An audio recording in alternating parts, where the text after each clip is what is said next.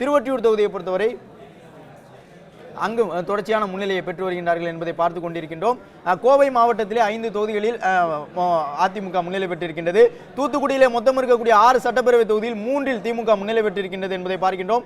தூத்துக்குடி, விளாத்திக்குளம், கோவில்பட்டி உள்ளிட்ட இடங்களில் எல்லாம் திமுக முன்னிலை பெற்றிருக்கின்றது. தூத்துக்குடி தொகுதியை பொறுத்தவரை அமைச்சர் கீதா ஜீவன் மீண்டும் முன்னிலை பெற தொடங்கி இருக்கின்றார் என்பதை பார்க்கின்றோம். அதேபோன்று கோவில்பட்டி தொகுதியும் கூட அதிமுகவிற்கு சாதகமாக இருக்கக்கூடும் என்று எதிர்பார்க்கப்பட்ட நிலையிலே தற்பொழுது திமுக முன்னிலை பெற தொடங்கி இருக்கின்றது. தூத்துக்குடி மாவட்டத்திலே திருச்செந்தூர், விளாத்திக்குளம் தொகுதிகளில் திமுக முன்னிலை பெற்றிருக்கின்றது. தூத்துக்குடியிலும் திமுக முன்னிலை பெற்றிருக்கின்றது.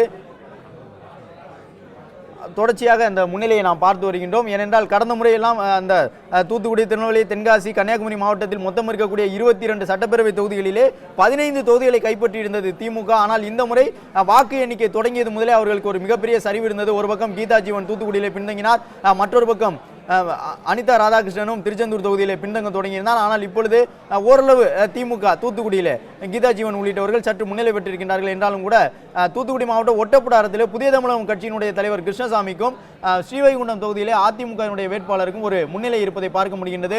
ஒட்டப்பிடாரம் தொகுதியை பொறுத்தவரை அங்கே புதிய தமிழகம் கட்சி வலிமையாக இருக்கக்கூடிய ஒரு தொகுதி தான். இதரர் என்ற பிரிவிலே நாம் ஒருவர் முன்னிலையில் இருக்கின்றார் என்று பதிவிட்டிருக்கின்றோம். ஒரு சிலருக்கு அது நாம் தமிழர் கட்சியாக இருக்கலாமா என்ற ஒரு கேள்வி இருக்கும். ஆனால் அந்த இதரர் பிரிவில் மற்றவர்களாக நாம் ஒருவர் குறிப்பிட்டிருப்பது தூத்துக்குடி மாவட்டம் ஒட்டப்பிடாரம் தொகுதியில் முன்னிலையில் இருக்கக்கூடிய புதிய தமிழகம் கட்சியினுடைய வேட்பாளர் தான். அதேபோன்று ஸ்ரீவைகுண்டத்தினுடைய வேட்பாளராக இருக்கக்கூடிய அதிமுகவினுடைய வேட்பாளரும் தொடர்ந்து முன்னிலையில் இருந்து வருகின்றார். தமிழக வெற்றி கழகமும் ஒரு சில தொகுதிகளில் முன்னிலை பெற்றிருக்கின்றது. தூத்துக்குடியிலும் கூட இப்பொழுது தாவேகா முன்னிலை பெற்றிருக்கின்றது. அமைச்சர் கீதா ஜீவன் மீண்டும் பின்தங்க தொடங்கி இருக்கின்றார் என்பதை பார்க்கின்றோம்.